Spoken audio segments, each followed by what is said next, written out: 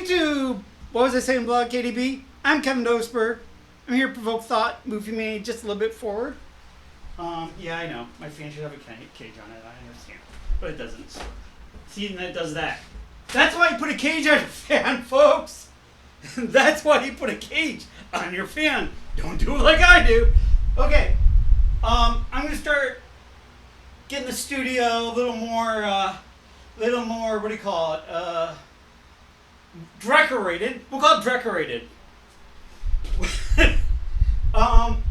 Right here, we're going to talk about that. I wrote about this story. I'm going to tell you about this story. Scotty Cannon. This was way back long ago, guys. Probably 15, 20 years ago. Yeah, at least. Yeah. Maybe 25, maybe 30, 25, 30 years, something like that. Scotty Cannon. At the time, NHRA's big person, the man, well, he's still the man. Now his daughter, you gotta pay $100 if you want to talk to her one-on-one. Promo! Just because you can doesn't mean you should. Two of those. So Scotty Cannon. He came from Super Comp or Pro Comp or something like that. I don't know. I'm not so particular on the background, but I just want to give you the story. Here's the story. Like I said, everybody's a good guy and a bad guy. So John Force was the good guy. We had Scotty Cannon as the bad guy. I found out later that he didn't have that humongous sponsor the whole year. They just gave him, I think they just gave it to him for a couple races. Anyhow, he comes out with these shades that just go like that. So, be that as it may, actually, I looked at an Oakley watch when I was with the person I was with on our first date. Anyhow, okay, that's neither here nor there. Stick to the point. Okay.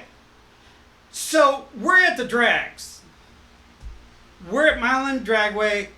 It's between 90, maybe 95 degrees outside, 80, 95, something like that. And we see Scotty Cannon, and we didn't think much of him. I thought he was too cocky and super comp, and he thought he was the shit, and everybody was like, you know what I mean? He was a guy with wear affliction. There was a guy. He was a guy you think, oh, what an asshole. That guy's a jerk. That guy's full of himself. No. Anyhow, be that as it may,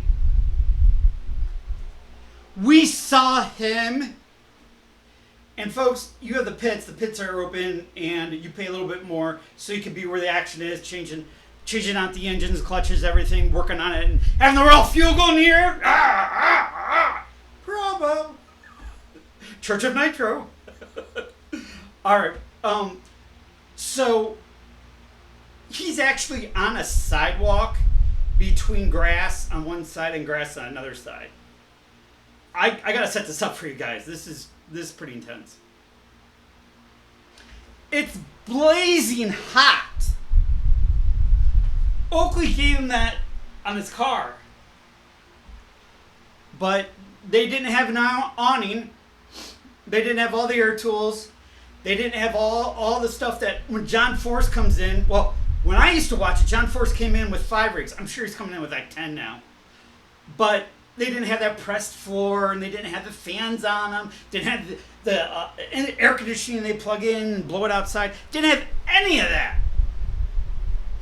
Any of that. I start looking, I'm like, Dad, come the fuck here. Dad, come the fuck here. He's flipping down his welding hat, his welding helmet, and he's welding. I'm like, I think Scotty Cannon is actually welding, folks, to the chassis, his throttle. His throttle, where he's going to place the damn throttle in between rounds. I'm like,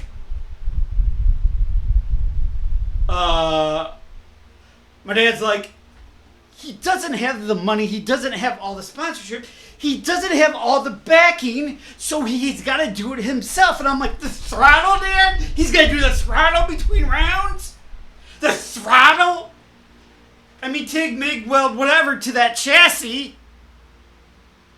But you are trusting your life on that throttle that holds 12,000 horsepower. 12,000 horsepower, and you're in the middle of the day, and it's hot as hell, and the sweat is coming everywhere, and he's looking right at it, and he's sweating, and his back is right on the concrete, right in the dirt, concrete between the concrete and the dirt, and like his back is like right here, and trying to get that throttle right. I'm like, Dad.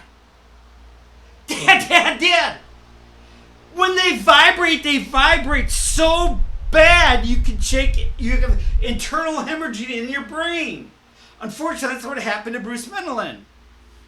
And you can look that up, unfortunate. But that's how bad the shake is. How would you feel? That's 12,000 horsepower. You're welding. You're going to be in a run. It was 75 minutes to 2 hours. 75 minutes to 2 hours, I think, back then. Or maybe 3 hours. Maybe 3 hours the most. You're going to be depending on that. You are going to be, your life depends on that. Your safety depends on that. Your everything depends on that. Not to break apart. Not to be 1/8 off. Not to be 1/16 off. Not to have a microscopic bubble that would cause that pedal bracket that you're welding to come off. I was like, one sec.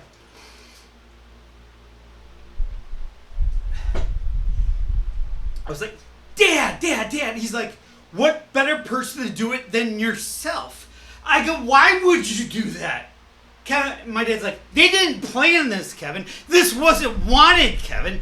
They had to do what they had to do so he could get out there and pay back Oakley. So he could get back there and race. I go, Dad, that's almost critically insane to do a welding, to do a bracket on a throttle pedal in the middle of hot, in the middle of the day, no awning, no nothing. I mean, these guys had engineers for engineers. Now we're at engineers, and then they look at they do a measure of actually the pavement of what kind of adhesion it has or whatever. They put that down too, and of course they record everything. But I'm like, Dad, I don't think this guy's a jerk anymore. I don't think this guy's an asshole anymore. I don't think he deserves the reputation that a lot of people know about him anymore. My dad's like, changed my mind. To do that in the middle of a top fuel national event, do you know how much pressure would be put on you? About the same amount of pressure, 10,000, 12,000 horsepower. God forbid if there's a bubble in there. God forbid if there's a crack in there. God forbid it's off an eighth, a seventh, or whatever. God forbid that bracket comes apart. Before all that, I always thought he's a prick. Before all that, I always thought he was a jerk. Before all that, he was the enemy. Before all that, I was seeing him like a brat, basically, that would just show up to Super Comp and kill it, because he always killed it, and he had a lot of attitude. But that time, that place, that process, that hands-on, it wasn't an asshole anymore to me. It wasn't an asshole anymore to my dad.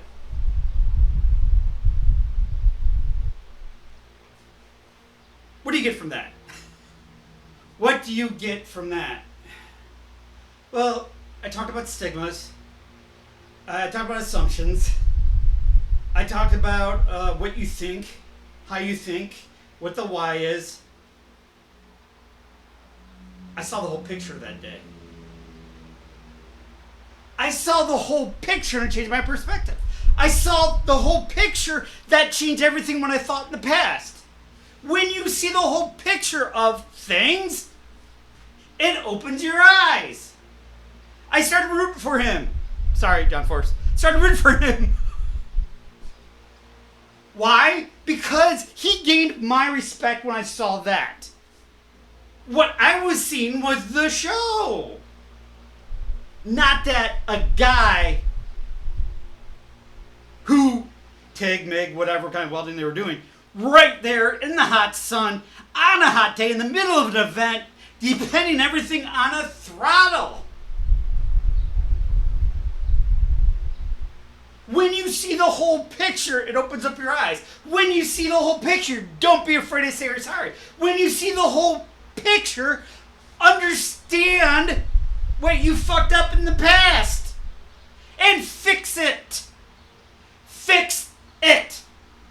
We only learn lessons through age. Age comes wisdom. Wisdom gains experience. Experience makes you a better person. My name's Kevin Dogsburg, always say Block KDB. I'm so happy you joined me. 180 some subscribers, 70,000 views. If you didn't connect yet, feel free to follow me. I am full of life, full of energy. I'll make you laugh, make you cry, make you go whoop. I'm here to provoke thought. Provoke thought means no one ends up here. And to move humanity forward. That is from my dad when I went to his service where he was being our what do you call it? The memorial service. A guy came up to me, he's like, I knew your dad for 4 weeks. He made such an impression. God, if we could only do that with everybody. That's all I want to do. My name's Scotty. Right now we're going to pray. Pray for you, pray for me, for people traveling. Pray for people on the train. Pray for people on motorcycles. Pray for people around motorcycles. Please watch out for motorcycles. They are out. Pray for everybody in uniform who has served, is serving, fighting with PTSD. Pray for everybody in and outside the hospital one day. Pray for everybody in the medical field. Pray for everybody, first responders. Pray for human world peace. Coming out. Pray provoke thought, move humanity just a little bit forward. Coming out. Thank you.